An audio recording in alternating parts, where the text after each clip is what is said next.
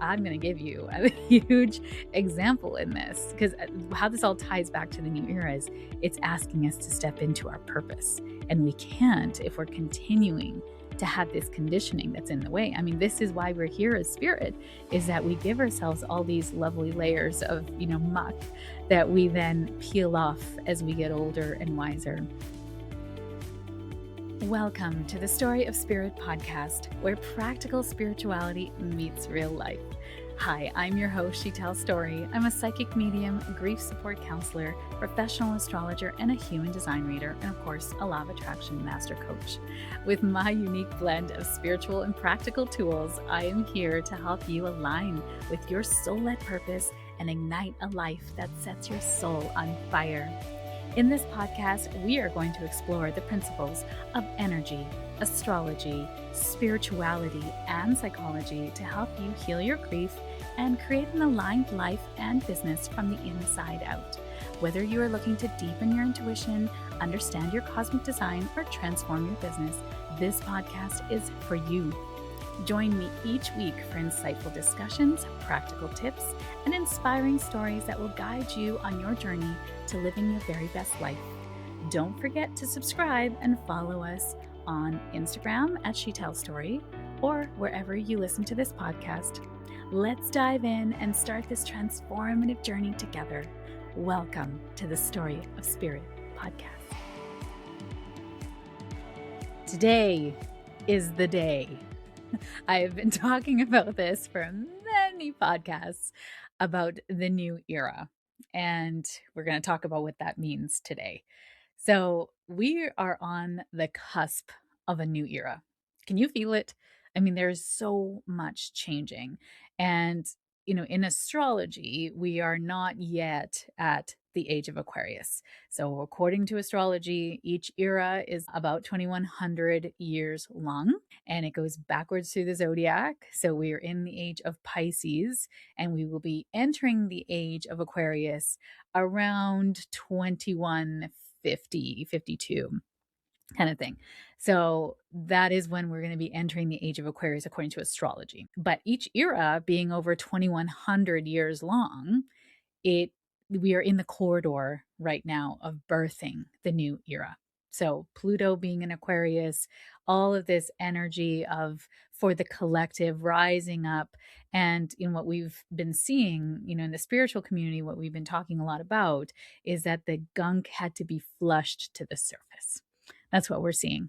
We're seeing sort of the racism, the division, all the ways that we have created us versus them mentality is coming to the surface. Women versus men, we're seeing, like the old era versus the new.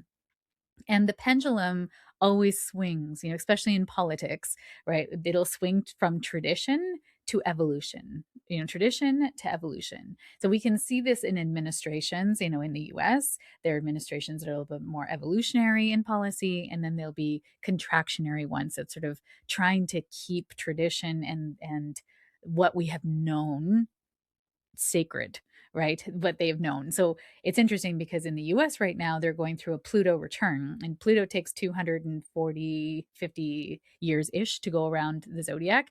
And as it goes around the zodiac, it comes back to its original position. There's a lot of those flavors of when it was there last time. This is why I love astrology, because we can look at these cycles and we can create, data points about what happened the last time this happened, and then see if that happens again this time. There's prediction in astrology is considered a very contemptuous thing. There's a lot of astrologers that do not believe in prediction, and they believe that we are, every cycle is a new cycle, and you really can only use statistical data, but really you have free will, which I fully agree with that, right? These are just energies that are around us, and we have power to make them what we want. So we're not at the mercy of anything. And I think a lot of people who don't understand astrologers, don't understand astrology, can think that these are, a typing system, or it's trying to put you in a box or tell you what's going to happen. And no, it cannot. It just gives you statistical data that every time, Pluto comes back to its original position in the zodiac, of a chart, it's going to create, these kinds of energies. Now, of course, no one lives that long. Obviously, Pluto, over 250 years ish, about 246, 250. It's not going to, none of us are going to live through to see Pluto in Aquarius again, right? This is a once in a lifetime transit. And what I'm also wanting to talk about today is that your time in this time of history is wild. Eras take a long time. This turning of an era is a time in history where things are happening that are going to go down in the history books, good or bad. Right. So there is a purpose for you to be here during this time. You know how like really special it is for you to be here at the dawn of a new era. So in astrology, the new era is already being birthed now, right? This is the corridor. We are in the birthing of the age of Aquarius. And Aquarius in astrology is about all of us coming up together. Some people might call that sort of socialist in essence, but everybody wins, that we're all here together. Not sure about state-owned resources and things like that. Aquarius would say, yes, we all own these resources. There's enough money to go around that everyone can have resources, that no one has to starve. But capitalism says that you get to have all the resources you desire if you create the optimal conditions for it. And the system rewards those people who have that foresight, who have the ability to lead or come up with a really great idea. But history is littered with people who had great ideas that were taken from them or marketed by people who are much more savvy. So it isn't really about smarts. It's about savvy, I would say. Right? Yes, of course there's an element of knowing what to do with your resources. And sometimes people who have really great hearts, I would say Nikola Tesla was like that. He was a genius, absolute genius. He had all this technology. He just wanted to be this scientist in a lab. And after he passed, all his work was confiscated. And who knows where that work is now? Probably with the government, US government. But he was a genius that came up with a lot of wonderful, I think, before his time type of uh, technology that would, are very helpful even in nowadays time. So there's a lot of people in history, including you, that are here with medicine, genius, things to share that is going to benefit the collective. And Aquarius is about us all rising together, right? Medicare is an example of Aquarius, right? That we all make sure that the lowest denominator has to also have a good life, right? And lowest denominator meaning those who are less fortunate, in society. So being, if you have an addiction, if you have a mental illness, if you have a mental capacity that's different than the average person, like there is a lot of even your physical abilities, right? Like we are really coming together now in a way that is all of us rising together, not just the able-bodied white man. Like that is the most privileged person in society. And for those of us who have privilege, it's important to then lend a hand and lend a voice to those without. And I think we're really seeing that is Aquarius, right? That is justice and making the world better. When we look at the zodiac, it is a progression of evolution. And it's not to say that if you're born Aquarius, you're smarter than an Aries. Like that is not a thing, right? It is not, you're not better on the evolutionary scale. You're just, your soul chose these traits and characteristics so that you could have the life and experience the things that you wanted to experience in this lifetime. So the Aquarius, part of the zodiac is we come out of Capricorn, and Capricorn is about structure, responsibility, mentoring, making this a system that supports wealth and people to rise into their purpose. It's a mastery sign. And then Aquarius is how can we make that better? right? How can we innovate that? Is this actually the structure we want? What are you actually committing here? What is the point of all of this, right? Aquarius is an air sign. It's curious. It's asking why. And is this really the best we can do, right? So it's going to question Capricorn. And so that's what we're seeing, these old patriarchy hierarchies, billionaires. We're seeing a lot of influencers, people at the top of the totem pole is going to get knocked down. We're already seeing it. And it's because this Aquarian age is asking us all to rise into our own leadership, self leadership, but also like who's here to be, the champion for all so that we can all rise together, right? I was taking up a marketing certification course, whatever, and the coach said something that was really interesting. She said, as a coach, the hero of your story is your client, right? They're the hero of their own story. They're the one that you are championing.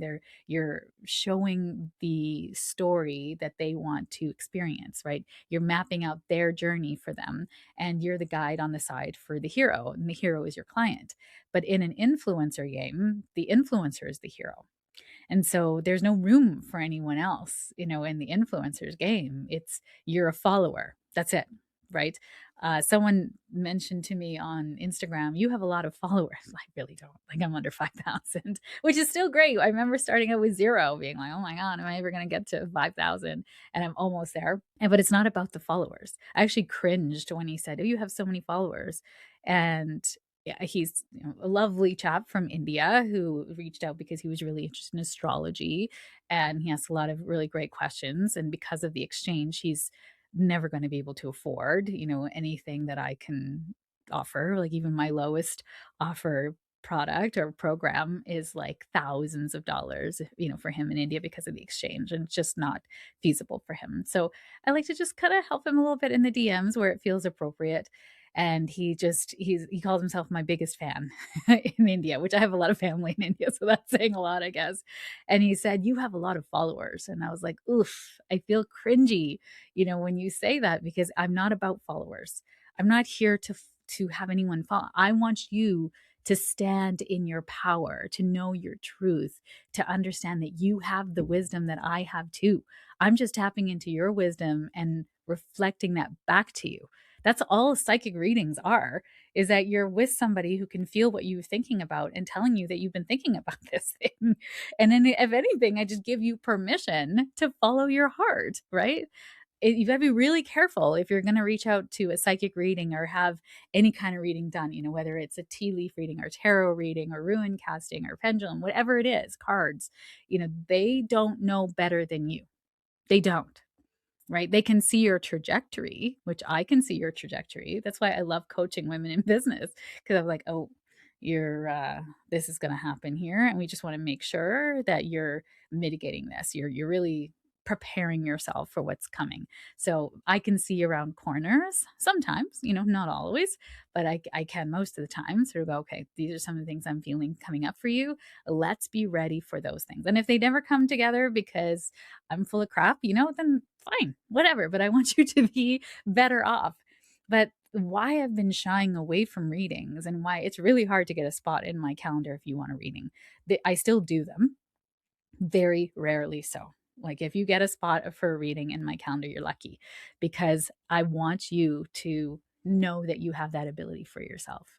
If anything, I love to coach you into your brilliance and help you with what you have been thinking about, dreaming about, and help you to really give yourself the permission to stand in your truth.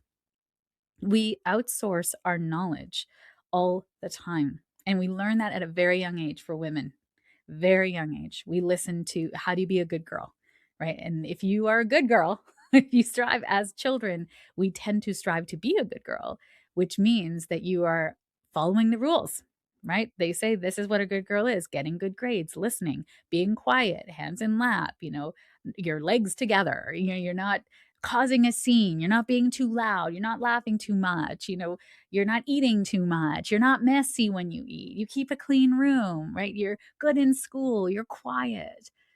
These are the things as women we have been told to strive towards, to be a good girl. And It silences your inner knowing. It silences who you are on the inside because we are striving for connection to our parents. So our parents say, this is what we covet, this is what we reward, this is who we love. Now, of course, they love you no matter what, honestly, right? I mean, and I'll be fair to say that I've had clients where there are some times that your parents don't truly love you, and we sort of assume that that is a given, and it isn't for everybody. So if that is you, my heart goes out to you. And because sometimes our parents don't have the capacity to give us and nurture us, the skills or the capacity to do those things for us. So if that's you, my heart goes out to you. And whatever was your conditioning as a child is what you will continue to replicate in life until you heal it. So we often have these operating systems that are just operating us and we don't even know that they're there. They're so sneaky, right? It's like asking a fish to tell you about water. It doesn't know. We're like, what are you talking about? I live in this. Like, where's water? What is water? I don't know. So it's like your operating system is like that, right? You don't know if you are a chronic overgiver because that's all you've ever learned how to do and that's all you've ever been modeled, right? I'm going to give you a huge example in this because how this all ties back to the new era is it's asking us to step into our purpose. And we can't if we're continuing to have this conditioning that's in the way. I mean, this is why we're here as spirit, is that we give ourselves all these lovely layers of, muck that we then peel off as we get older and wiser. And a business really magnifies where the muck is because you're going to continue to attract it. So, case in point, at this moment in time, I'm recording this to go out in February 2026. But of course, this will land in your ears at the right and perfect moment. So, if you're listening to it at another point in time, don't worry, it still makes sense for you. And for me, I started out the year gangbusters. I don't even know what gangbusters means. It means, all my guns ablazing. Like I hit the ground running. I had 4 weeks off, 2 in December and 2 in January, and I was like, I'm ready. And when I have white space, I'm a manifesting generator in human design, which means I am a multi-creative, multi-passionate person. And my creativity surges with white space. So I was like, I'm going to launch this and I'm going to do this for my intuitives. I'm going to do this for my in-person people that are around me that I haven't seen in a long time. And I'm going to do this for my business entrepreneur clients. And then, of course, I'm going to take on a whole bunch of new clients for grief counseling and business coaching, quantum business coaching. So those are sort of the main things that I offer. And then dotted in there were some readings and people that got some coveted spots. And yeah. And when I looked, as I came back from holidays, I had 5 things in launch. 5. Now, granted, they were 2 different channels and different people, different email lists. So you may have not heard of many of them. You have to be on some of these lists to get into some of these offerings. And then there were other that were offered to the collective, to everyone. And I was dying. And of course, my right hand gal was sick with the flu. So I don't want to bother anyone. And because I'm in a little bit of a scattery place, because I had all these things on the go, I didn't want to share how really, truly kind of messy it was behind the scenes. So I'm just like, okay, I can do this. I can do this email list. I can put this together. I can do all these things. Once I have all these things together, I will feel better. But I could not get out from under my workload. I was drowning. And I'm like, I'm on the edge of burnout. I can feel it. And when when my body is really tired, my eyes tell me. My eyes get very sandpapery and they start to get really itchy. And I have a lot of allergies by nature, but my eyes never really bother me unless I'm like around these like popular trees that have a lot of fuzzy stuff that come out, especially in the spring. Then my eyes will get really itchy. But it's wintertime here, so there's no reason for it. My eyes were so red and itchy. I thought I had an infection. I went to the doctor, and the doctor's like, "No, this is allergies." And I was like, it's not. I don't. Are you sure? She's like, well, there's no gunky stuff. So it's not actually, this doesn't look like an infection. You just have allergies. And she said, are you really tired? And I said, yes. She said, you're run down. I was like, probably. So she said, you need more rest. And I was like, yes, yes, I know that. Now, how do I get out from under this beast that I have created in the moments that I was so excited?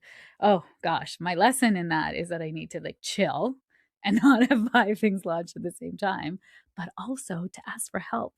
So when my beautiful integrator came back from her sick leave, and we had our first meeting, and she said, how are you? And I think I started crying. And she said, well, tell me what's happening for you. I said, oh my God, next year I'm going to do January so different. So still not asking for help, y'all. Like, still not asking for help. I'm going to do January so different. I'm not going to have this. I'm not going to do this. I'm going to make sure we plan like in November for all these launches. And she said, why didn't you tell me? And I just stared at her. And I'm like, I knew. It was conditioning because I am trained very well to not bring my messiness to anyone else. That I got to handle my mess. There's no one going to help me with my mess because at a very young age, bless my parents, they worked so hard. They're immigrants. They tried the best they can. They're really great parents. Even today, they're amazing parents. But I learned at a very young age, there's no one around to help me. I have to help myself. I have to ask teachers for help if I don't understand a subject. I can ask that. I did learn that piece. But in terms of anything else, life circumstances, I got to do it myself. And I trained myself so well that I don't even see it as an option. So it's not like I'm choosing not to do that. I don't even know that it's an option. So I just do everything myself.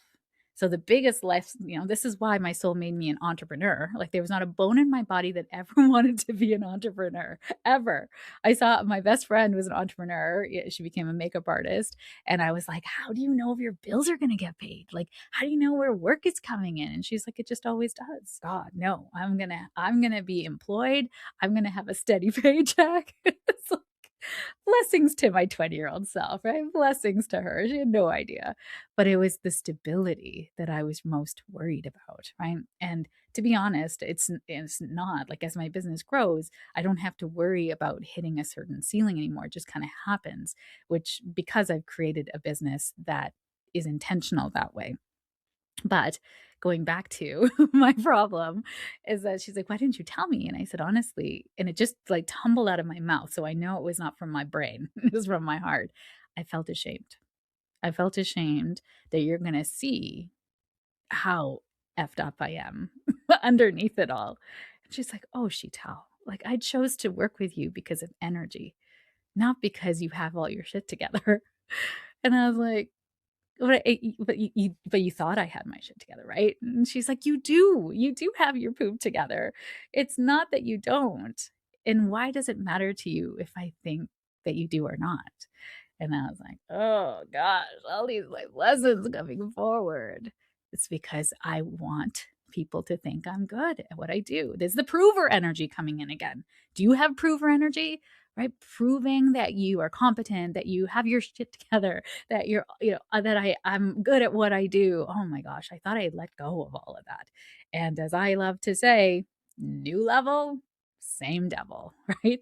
So I've graduated to a new level and here it is again, And so this like I didn't want anyone to know, like how I was just holding it together with like string and duct tape, like, and I was taking from my cup to make sure everything was still running. So I was running on fumes.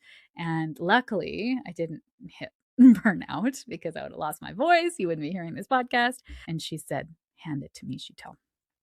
I want you to send me this information for this offering and then this information for this offering. And then we'll tackle the last offering into February as we have more time. I said, yeah, that sounds good. And within 24 hours, she sent me a full SOP, drafted the emails in the sequence, and took everything off my plate.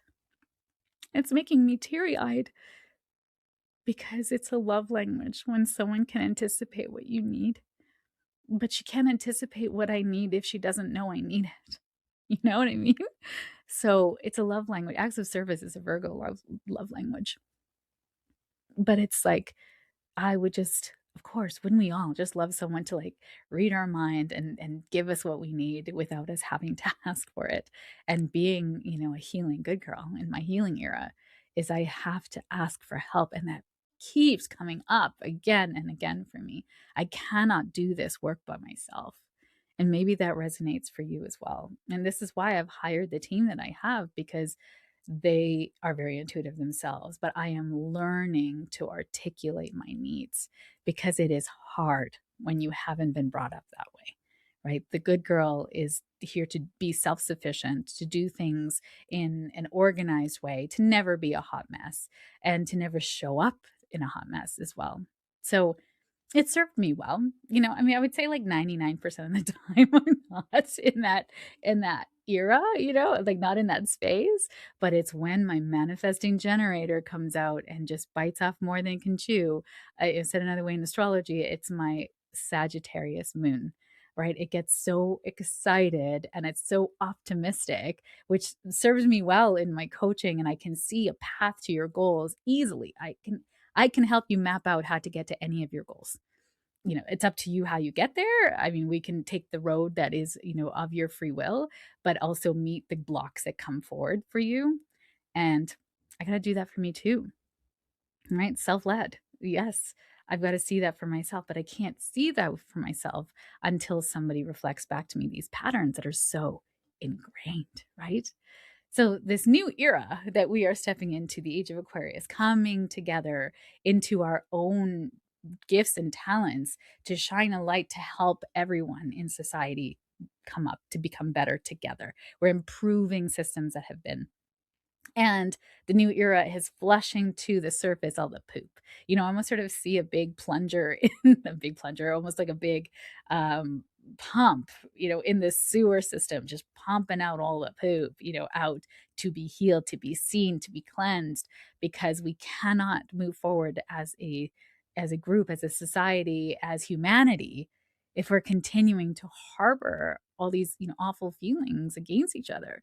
And, I think this is the time when we're really seeing that division, especially I mean, we see it around the world, right? We're seeing it in Gaza, we see it in Pakistan, we see it in Ghana, we're seeing it in Sudan, we're seeing it in the US, we're seeing it in Canada.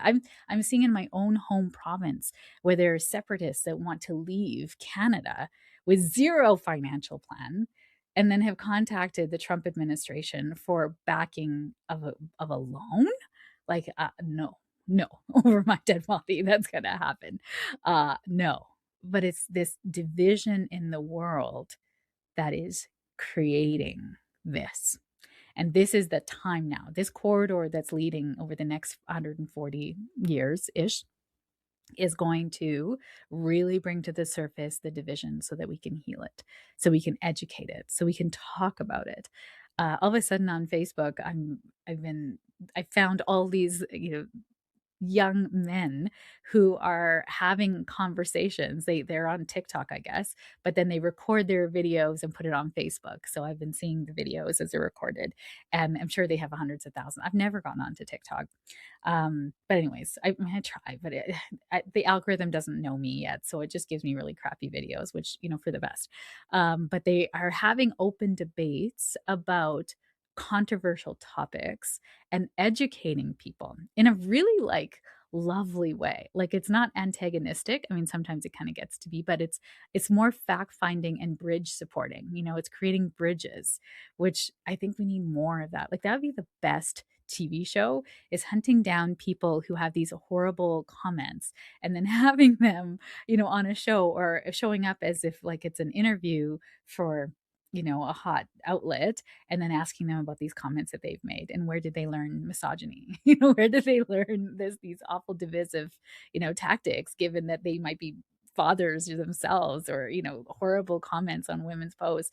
Like, can we talk about where this is coming from and why you think this is okay? Because you think you're anonymous on social media? Like, no, no. Aquarius doesn't put up with that, right? We are here for all of us to rise, and justice is really important to Aquarius. So, activism is spiritual. Like, if you are not enraged, if you're not upset by what you're seeing, could you imagine if we just toxic spirituality it all away? right? Like, no, it's not affecting me. No, I'm sending love and light out to everybody. At the beginning, when there was so much going down in the Middle East, I had an amazing client. Oh, she's just got the heart of gold, and she was really activated by it. And she changed her career to be in, as she's now a career lobbyist and activist and working with the UN now, because it was such a fire in her soul. It was really beautiful to see, because I love to help women step into their purpose and mission. But then she got upset because I wasn't doing more with my voice. And I was not sure what to do with that. I was speaking up, I was sharing on social media, I was actively talking about it in circles, I was signing petitions, like I was doing the things that felt right for me. I was not sitting and being complacent. That is not part of my DNA. And it wasn't enough for her. And we kind of had a conversation about that, in terms of like, I see that you are very fired up about this. Here are some of the things I'm doing behind the scenes that you might not see. And yes, I still share posts, and yes, I still talk about things, but my conversations and what I do is more, I feel like I'm trying to be more impactful, in person, but also like signing petitions, and then like highlighting voices who are, have knowledge and um power in those places that I don't. But I think it is really important in this new era that we are stepping into, that we are being honest about how we feel. We can't no longer be, it's no longer complacency. We can no longer be kosher and neutral and just trying to be this, in between place. I've had so many coaches, not my current coach, but so many coaches have said, do not bring up politics in your business because it will be the kiss of death. And I was like, oof, that didn't feel right. It didn't feel right in my heart. And maybe you listening, you might be like, oh, that doesn't feel right to me either. Or, oh, I'm scared. I'm scared to speak up, because we have seen that. My girlfriend, oh, she's so psychic and I just love her. We had brunch in December, and I was telling her, like, I'm feeling this pull to be louder, to be out in front more, especially with the atrocities of going on with children and women of color, people of color. This is not okay. And I am a huge trans rights activist as well. Obviously, if you don't know, my son is trans, and has been for 6 years. Like, it's not new, and it's going to be like, it is his life. It is who he's meant to be. He knew that at a young age. And my job as a parent is to steward them into their greatness, not my greatness, right? He even changed his name. He named himself. And I was like, wow, that's a whole generation that is reclaiming themselves. That, if you think about it, your name was given to you by your parents, and it was their hopes and dreams for you, right? And so your essence, in essence, but I mean, your DNA is them too. But there's a reclamation that comes somewhere along the way that is like, no, this is who I am now. Right? We are not meant to stay the people that our parents knew us as children, because most of that is conditioning. We only really realize who we are as we leave that. And if you're ethnic and you stay in that energy for a long time, you might not even really know who you are, right? You're just part of these things that you hold, these positions that you hold within the order of your family. So it's not until you leave that that you start to see, who am I? And sometimes it's that order of your family is, it fills you and it is everything you desire. And that's awesome. There's nothing wrong with that. And sometimes it doesn't, right? All I'm saying is, to know who you are truly is to know yourself without your family's influence. Because if that's your family's influence is there, it's going to continue to kind of hold you in a position that you have always played within the family. And sometimes that role within the family, again, fills your heart, and that's great. And sometimes it goes against who you truly are, because we will give up authenticity for connection as children. So, who are we authentically is who we are when we are not at risk for connection. So that's when you're in a new place and you're just yourself, or after your 40s, because your brain is changing in midlife. I'm going to do a whole podcast on that. Your brain is changing to delete those neural networks for people pleasing and fawning and being what everyone else asks of you. So you are here to be your own person. And that comes in biologically in your sovereignty, in your sovereign years, usually after 40. So we'll talk about that on another podcast. But the age of alignment, we're moving into more so the age of alignment. I like to call it the age of alignment, but in human design, the new era starts in 2027. And what that means, without getting into the human designy pieces of it, is we're moving out of the age of information. So knowledge, information, like all the knowingness. And I think, from a business perspective, it's all these online courses. Like, I don't know about you, but I have enough replays that I don't have enough time in my life to watch all the replays that I have courses and vaults of, that I'm just like, I need in person, I need live things. I want to be working with and learning with someone as they are teaching me and walking beside me. I learn better that way. I'm a hands-on learner. I don't want to take a video course. Although sometimes, there might be purpose for that too. But I want the in-person piece. So the age of information is leaving. And we're sort of in that corridor for that, because the era of the individual is almost here. And we're feeling that, right? The individual isn't about, again, looking at a totem, looking at the influence, or looking at the person, the guru, on the hill. It's these are people are going to be toppled. And I think we're already seeing that. I'm seeing a lot of social media about how you're being called forward into your purpose and mission, and what do you stand for. If you're going to be vanilla, I don't think anyone's going to want to follow you, listen to you, because what are your convictions? What are your values? Like, if you can stay quiet in the face of atrocities happening around you, who are you really here for? You're here for yourself, which, good on ya. Let's be honest about that. But I think we're going to notice more and more. I am noticing more and more who is staying silent and who is actually standing up for those of us that are not as privileged, right? We're here for all of us to step forward together. And I'm very, very fired up about that. This is the divine feminine rising. This is the nurturing and emotions and the authenticity and connection and community coming back into the collective. This is no longer us being divided. Even though it's the age of the individual, it's about stepping into your own individual power and sovereignty, but your authentic expression, right? It's authenticity. I heard so many people talk. I love listening to trends and what people are predicting to be the trends for 2026, because then I like to see, how that presents itself. And so, the age of authenticity is upon us. And I think this is a huge opportunity for all of us to shine their light, right? And these people at the top of the totem pole, and, sitting in these towers, the people that have been the influencers for a long time, I'm just feeling myself noticing more people stepping away from that, because it doesn't feel authentic. And I'm going to name Kim Kardashian. I mean, she's got a huge empire. Blessings to Kim. She's been very smart with her business and everything that she's come out with. But like, when I look at her, I don't see me at all, right? She is the hero of her story. There's no room for another hero. You're a follower in that story. And I am not interested in that.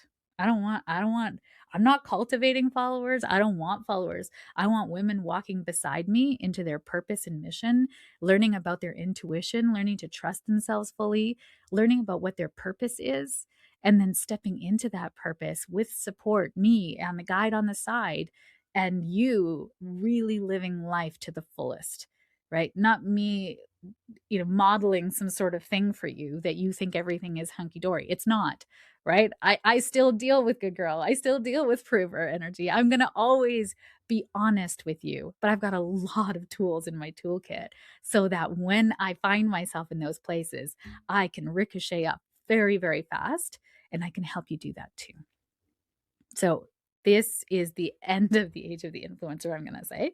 And as we step into this era now of the individual, we're going to be embracing your uniqueness. So here's 4 things that you can do to help yourself in this new era that we are birthing this year, and very much so in 2027. And it's embracing your uniqueness, really understanding yourself, your chart. It's a great time to get a chart reading. Human design, you can pull a resource. I really love the website, www.humandesignblueprint.com. That is my mentor's website, Erin Claire Jones. It's who I learned my very first certification from her. I love the way her designs come out. She just recently revamped it. I don't feel like it's as good as it used to be. It's a little hard to see the numbers, but it's a very good, you can read about yourself too. And her guides are very cost effective. So understanding your uniqueness, you can see that in your human design, how you're meant to operate, right? This is your alignment guide for yourself. It's based on your birth time. It's not like the Enneagram where I can take a test and I'm always this different number, wing, all the things. Like, no, this is not subjective, it's objective. Astrology is another really great way to see yourself and what you came here to do. What's your purpose and mission? I'm going to do a whole show on purpose and mission because I think it's really important to give that airtime. I have 3 different ways that you can find what your purpose is. And it's an overlapping, overarching feeling that you embody in your life, that you have many assignments in. So you never arrive to your purpose. Your purpose is always evolving, but it's under an embodiment feeling that you came here to express for yourself, learn how to do that for yourself, and learn to help others as well. And for me, mine is belonging. So I'll talk about that. And so stay tuned for future episode. All right. The next thing you can do to really get into this new era and use the energy that's coming in for your highest and best is to build inner strength. And you build inner strength by healing. By doing the things that are calling to you, and then noticing where you have a hard time in it, right? Where the prover energy comes in, where the good girl is holding you back, where you're scared to make a mistake, where you're trying to be perfect all the time. Like, those are all wounds of the past. And when we heal ourselves, we step into new arenas, new vistas for ourselves. The third is to adapt and evolve. We're just kind of building inner strength in a way, but it's learn to live more independently while leveraging new technologies for personal growth. So I just started on Substack. I think I've published 1 article. It fell too hard after a while, and I was like, man, I don't know. It's too much. I don't know. But I've know people that are doing very, very well on Substack, but I'm like, I'll try it out. Anytime there's a new technology, I like to sort of like dip in, see if I like it, see if it feels easeful. And if it doesn't, I'm out. Right, because I trust my inner knowing. Will I try it again? Maybe. I do love writing, but I need space to write. So when I have more white space, you'll probably see more stuff for me on Substack. And then the fourth one is prepare for change. You are ever changing in this lifetime. Gone is the era of our parents where everything was the same. When you think about the 30s, 40s, and 50s, there was change, but it was very little, in terms of style and lifestyle and things like that. But over the last 10 years, technology has advanced massively, right? To watches, to cell phones, to computers, to jobs, right? There are jobs and careers that our kids are going to have that don't even exist yet. Like, we are quantum leaping now. There is so much change from year to year to year that you can't keep up. Like, I mean, you can, but you've got to stay loose and go with the flow. So recognize that global structures are shifting, requiring your focus on individual experience and inner truth. Following that is going to be so important, not following what an influencer tells you or what people are saying you should do instead. This is about you following your purpose and mission and listening to your own authority, deconditioning yourself from old expectations and old ways of being that are holding you back from being your true self, and really aligning yourself to your design. So, I mean, these are the pillars of my business, right? It's following your intuition. So, learning how to listen to that inner compass, astrology and human design as your roadmap to your authentic, aligned self, right? Healing grief as a way of meeting those parts of you that have held on to hurt or that have, had experiences and beliefs that are no longer in alignment with where you want to go. And then strategy, tools, and tactics to get you there. So whether that's in business, using those strategy, tools, and tactics, but you notice the strategy, tools, and tactics come last, right? That's the mind. We always want to be spirit, body, mind. And so if you're not doing well in your business, or you're hitting a ceiling in your business or life, whether you're an employee, you're a stay-at-home mom, you're an entrepreneur, that ceiling is going to feel like something doesn't feel right. I'm not happy. I'm not fulfilled anymore. That is the flag of shift. And it is requiring you to do the healing work inside before you can get to the next level. So that is the gateway to the new era. And we're already feeling it. We're already seeing it. I'll speak more about it as we get into 2027 more with gates and all that information. But it's enough to know that you are on the cusp of a new era, and you are here on purpose at this time in history to make a difference. Whether that's healing generations of trauma within your own family, or being a beacon of light for your community, or being a leader into the world as a larger place. Now is the time. The old authority figures are falling away. They are no longer aligned with the way that we're doing things. They are trying to adapt, but it's not working because they're in the mind with tools, tactics, and strategies, and they're not actually dipping into why aren't they just showing up authentically. It's really interesting. So, if that is you and you're a little scared about showing up and what might people think of you, there's some work there to be done, because your soul didn't come here to hide. It really didn't. So, thank you for being here. I appreciate you, and I will see you on the next podcast. Thank you for joining me on this episode of the Story of Spirit podcast.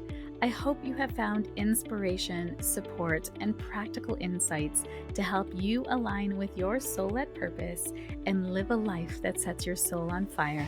If you have enjoyed today's episode, please subscribe to the podcast, leave a review, and share it with a friend.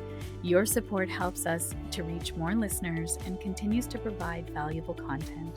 I sincerely appreciate every share, and I know it is how most people find me. It is because caring people like you have shared me with them at the right and perfect time. For more resources, insights, and to connect with our community, please visit us at www.sheetalstory.com and follow us on Instagram at sheetalstory. Remember, your journey to a more aligned and vibrant life is just the beginning, and I am here to support you every step of the way. Until next time, stay aligned, stay inspired, and keep shining your beautiful light. This is Sheetal Story, signing off from the Story of Spirit podcast. Here's the legalese that's required by our lawyers. This podcast and the YouTube channel represents the opinions of Sheetal Story and her guests to the show. The content should not be taken as medical, psychological, or financial advice. This series is informational and entertainment purposes only. Because each person is so unique, please consult your healthcare professional, your mental health dream team, your financial advisor, or anyone else that's an expert in the field in where you are thinking of making big choices in your life.